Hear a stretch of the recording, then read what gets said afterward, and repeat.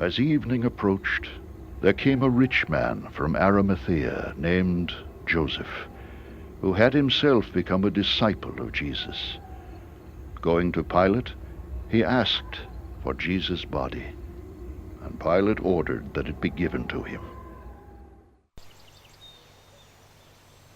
Joseph took the body, wrapped it in a clean linen cloth, and placed it in his own new tomb that he had cut out of the rock. He rolled a big stone in front of the entrance to the tomb and went away. Hello, I'm Emma Brown. Welcome to this major discovery. Join us as we take you on a journey to discover the great missing rolling stone from the tomb which Joseph of Arimathea cut out of his own new tomb. And when they looked, they saw the stone was rolled away, for it was very great. Mark 16:4.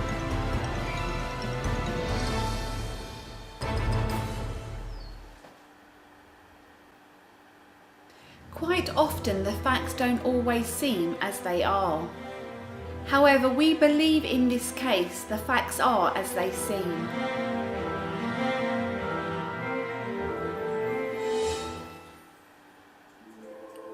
My husband Simon, having studied and being fascinated with the Garden Tomb in Jerusalem and making a documentary on this subject in 2007. Search for the tomb of Jesus. The fire in him never went out. Because of this, he had good knowledge regarding the Garden Tomb history.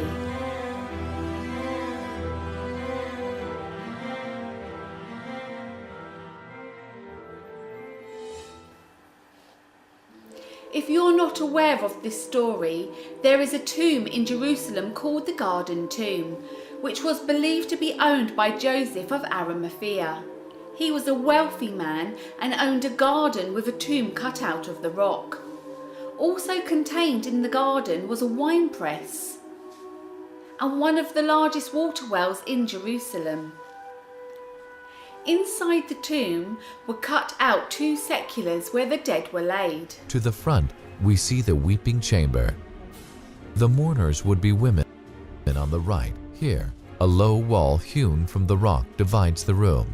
Below, a pillow has been cut out of the rock, and beyond, an unfinished tomb, perhaps intended for Joseph of Arimathea's wife. Next to this rich man's garden, embedded in the cliff, is a feature of a skull.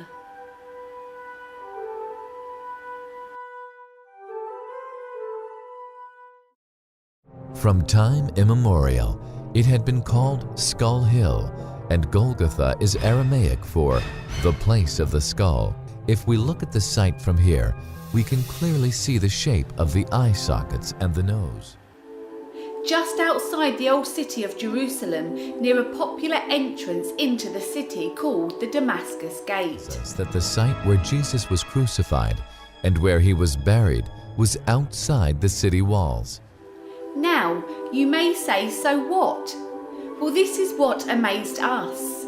The garden, the tomb, the wine press and the water well, which must have belonged to a rich man, were all next to the feature of the skull and were all written down in the 4 Gospels nearly 2,000 years ago.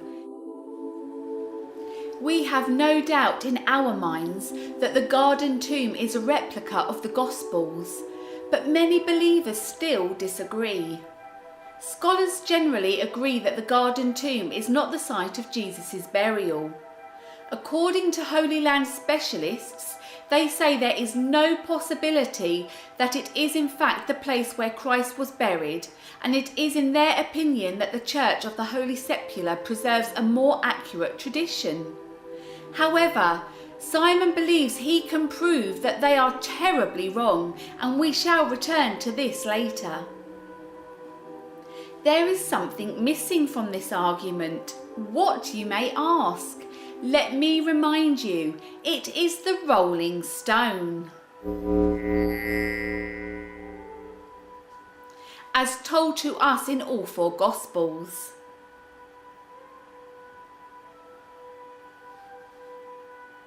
Just in case you're not familiar with the story, the Gospels tell us that after Joseph of Arimathea claimed the body of Jesus from Pontius Pilate, he laid the body of Jesus in the new tomb and rolled a large stone over the entrance.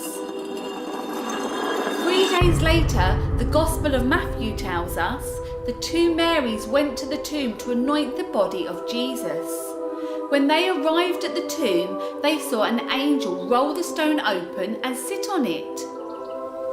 After the Sabbath, at dawn on the first day of the week, Mary Magdalene and the other Mary went to look at the tomb.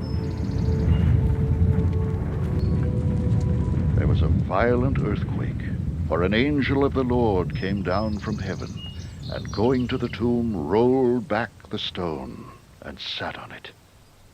So where is the large rolling stone? Why is it not at the garden tomb? Who took it and why? Now, for the first time in nearly 2,000 years, we will prove to you in this film that we have discovered the missing rolling stone. But will you believe? At least I ask you to please hear our story and then make up your own mind. We believe you will not be disappointed if you approach it with an open mind. In the new year of 2011, ideas kept popping into Simon's head, and one of them was to update his website with videos. As he did this, he came across a video of Christians pushing a great stone, and as soon as he saw this, he nearly fainted. Instantly, he believed it was the famous missing rolling stone to the garden tomb told to us in the Gospels. Simon couldn't stop staring at the photo of it.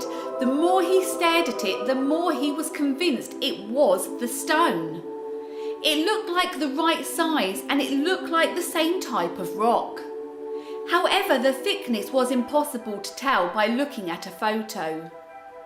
He knew that the channel in the garden tomb where the stone would have rolled down was just over 1 foot wide, because he had measured it in his previous documentary in 2007. If this rolling stone in the photo he saw was thicker than the channel, it could not be the one, so it was time to do some research. He sent an email to the monastery asking, "Please, do you know where this stone came from? And do you know how old it is and why it is there?" 2 days later, he received an email from them saying it was found in an old village and was used as a fortified door for a monastery. But here was the exciting bit. They did not know how it got there or why it was made in the first place. Here was their email. Just what Simon wanted to hear, as this made sense to him. The evidence started to pile up and point towards it being the missing rolling stone. He then searched for many hours for any history of the stone, and there must be some. Surprise! There was no history to the stone before it was found in the old monastery. That was it. Simon knew he had to go and see it for himself and take some measurements. Simon told some people at Revelation TV about his discoveries as he worked there doing some camera work. He wanted to see if anyone would believe him or if they thought he was mad. So Simon showed them a photo he had of the stone. Most of them said it looks like it, but Simon thinks they were being very polite. Simon was so confident this was the stone to the tomb that he sent emails to the Garden Tomb in Jerusalem. As you would expect, they would not take him seriously. He realised that he was on his own. Simon then continued with his investigations. It was time to prepare to go and see if he was mad, as many believed, or if this was God's will. Simon had to find out. He told a Christian friend called Christine, and she believed him, being inspired by his previous films. She decided to go with him, and Simon was pleased to say yes, as I was unable to travel with him at that time. 3 weeks later they was off to the Holy Land. Simon knew the thickness of the stone had to be just over a foot, as if it was much more his trip would have been a waste of time, and many would think Simon was a clown. He had told people at Revelation TV that if they didn't see him again, it was because it was not the great stone he believed it to be. When they arrived to the location of the stone, which was a little sign next to it saying, the Abu Bad, rolling stone once used as a fortified door.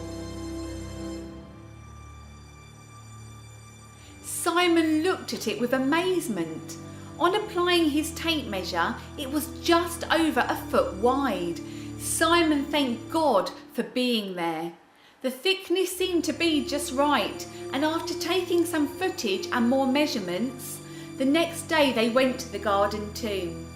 Simon didn't want to get too excited until he had taken measurements of the channel where the stone rolled across the Garden Tomb. When they got to the tomb, it was crowded with people, and they had to be patient for over an hour. After sitting opposite the tomb and staring at it, Simon couldn't wait any longer. He grabbed his tape and went straight to the channel to take the measurements. His eyes nearly popped out of his head.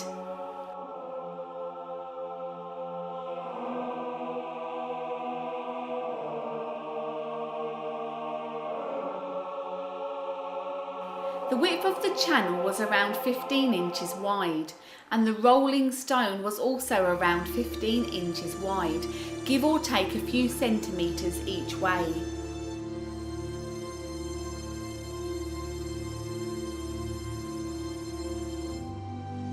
As the stone has some damage, and the width of the rolling channel in the Garden Tomb varies slightly. However, this you would expect being nearly 2,000 years ago, and with the many battles Israel has had, the rolling stone still remains in one piece. We only have to look at how many times the city of Jerusalem was destroyed and rebuilt to believe that the stone and the tomb still remaining is a miracle for which God has a purpose. However, questions arise. The more we try to understand the facts, the more questions arise. If this is the great stone that Joseph had cut out of the rock of his tomb, then how did it end up around 25 miles away from the tomb?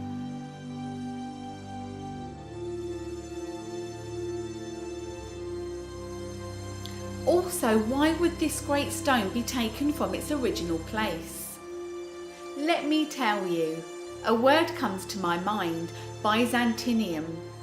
The Byzantines left an indelible mark on their lands, and you can see their influence in the cities and their architecture. Typified by a Greek cross plan, or later the cross in square design, this can be seen in the churches, most notably in the Dome of the Rock in Jerusalem.